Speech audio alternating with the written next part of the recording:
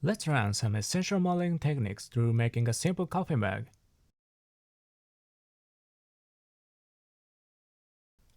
Hi everyone, today we're going to make a coffee mug in Blender. Let's start by creating the base shape of a mug. While we work, use the worksheet on the left as a guide.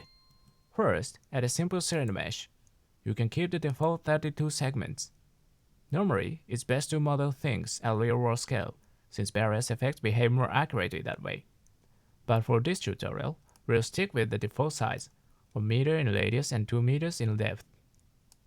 Move the cylinder up so that the bottom edge sits right on the 0 plane. Next, go into Edit mode and switch to Face Select mode. Select the top face and press I key to add an inset. You'll see a small panel appear in the bottom left. Set the thickness to 0.15 meters. Then, press E key to extrude downward. To keep the extrusion along the Z-axis, press Z and move it by minus 0.3 meters. This interface will represent the coffee surface. Next, let's bevel the rim of the cup. Switch to Edge Select mode, then hold Shift Alt and click the rim.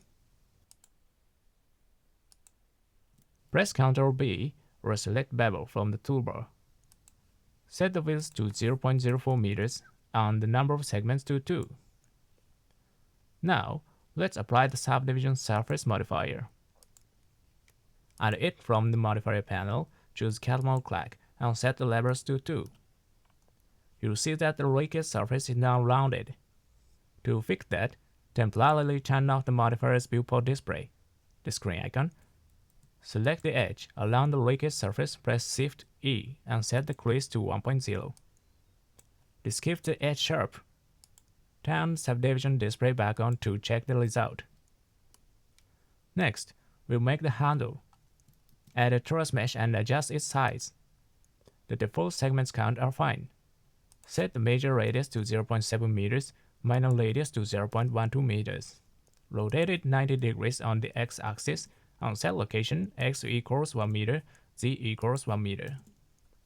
As you can see, the torus is sticking out of the cup. So we'll delete that part. Go into Edit mode on the torus and delete that vertices. Okay, we're going to join the two meshes. Select the handle first, then the cup, and join them with Ctrl J.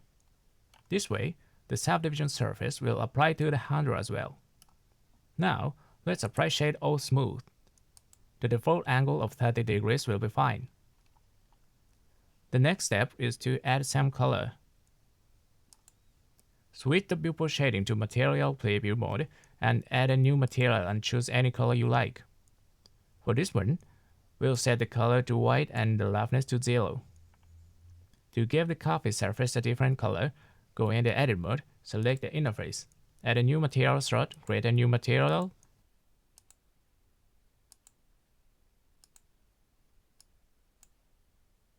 and assign it to that face. And that's it, the modeling is complete. Finally, add a plane for the background. Adjust your lighting and camera angle, switch the render engine to cycles, and you'll get a photorealistic mug.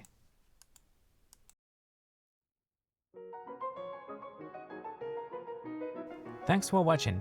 If you found this helpful, please like and subscribe for more tutorials.